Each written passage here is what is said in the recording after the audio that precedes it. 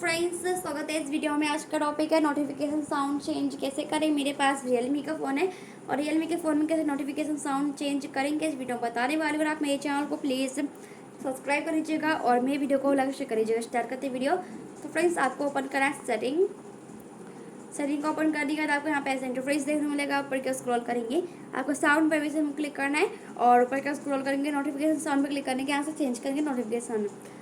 मैं आपको प्ले करके दिखाऊंगी।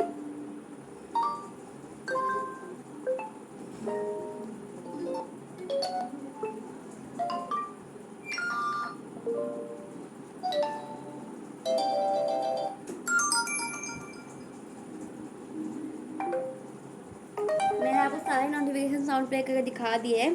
फ्रेंड्स, इनमें से मेरे ट्विंकल चल रहा है, ऐसे बैक कर देंगे तो ऐसे अपने फ़ोन में नोटिफिकेशन साउंड चेंज कर सकते हैं। फ्रेंड्स, आई होप आपको नोटिफिकेशन साउंड चेंज करना आ गया होगा। तो प्लीज़ आप अपने चैनल को सब्सक्राइब कर दीजिएगा और मेरे वीडियो को लाइक और शेयर कर दीजिएगा। फ्रेंड्स, मिलते हैं नेक्स्ट वीडियो में, तब तक के लिए नमस्कार।